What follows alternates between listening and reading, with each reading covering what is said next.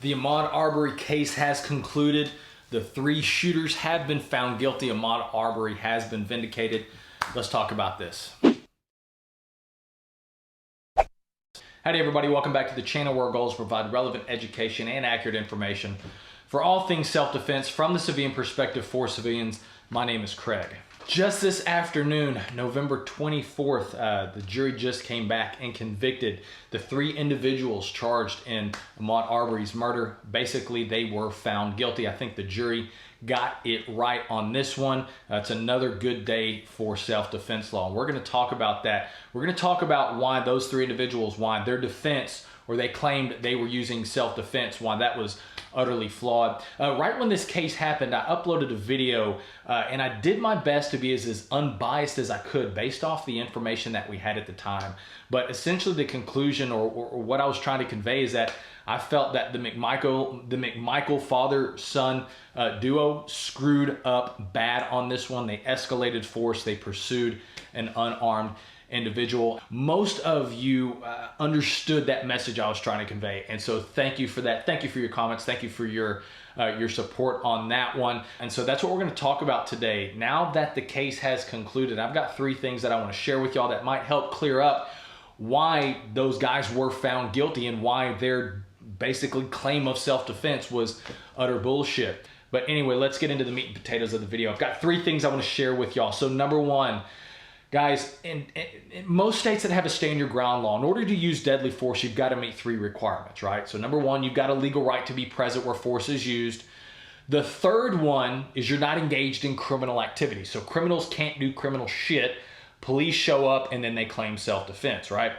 Number two, and this is why the defense of the trio was basically non-existent, you cannot escalate a conflict. You cannot provoke the other party, they retaliate, and then you claim self-defense. And that is essentially what this case was. You had two individuals basically chasing an unarmed person with guns. They escalated that, and then they said that, you know, Mr. Arbery was the one trying to take their weapons away. Yeah, because you pointed guns at him, asshole. Guys, you cannot escalate force. Okay, which brings me to number two. You can only respond with the same level of force that you perceived as being used against you. I'm not even going to talk about mob rule. I'm not even going to talk about disparity of force. Now, deadly force doesn't necessarily have to be just a gun or a knife. It can be with a screwdriver, a baseball bat. These three individuals, one of the aggravated assault charges was aggravated assault with their truck. Why? Because a truck is a deadly weapon. So if somebody's trying to run you over, that's aggravated assault with a deadly weapon. You can respond equally with that, right?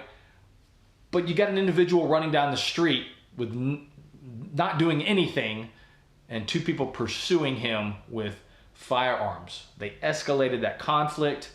Once again, they really had no right to self-defense, but you can only respond with the same level of force that you perceive as being used against you. Number three, guys, as civilians, we do not have the power to pursue. We cannot pack it on punishment. When it comes to deadly force, if the threat no longer exists, you are no longer justified in using deadly force. Police can pursue, police can escalate a conflict, but we as civilians, we cannot. If the threat no longer exists, as much as you would love to chase down that asshole that just broke into your house and is now running away, guys, we can't do that. You cannot pursue somebody. We cannot make them pay. We can only use enough force to make the other person stop doing whatever it was that caused us to use deadly force to respond to that attack, right? So if that threat has stopped, that threat that caused you to shoot them, or whatever it was, the threat that caused you, that you felt you had to respond with deadly force, if that threat has stopped and is no longer a threat, then you have no legal right to use deadly force anymore. We can only use deadly force to stop the threat. We cannot pursue. Once again, that's where those three individuals screwed up. They didn't meet any of that criteria for self-defense. And yep, so the jury got it right as it should have. Now, there might be some federal charges against these three individuals with regards to a hate crime. And based on some of the stuff that I've seen, some of the evidence that I've read, they might have a good case for it.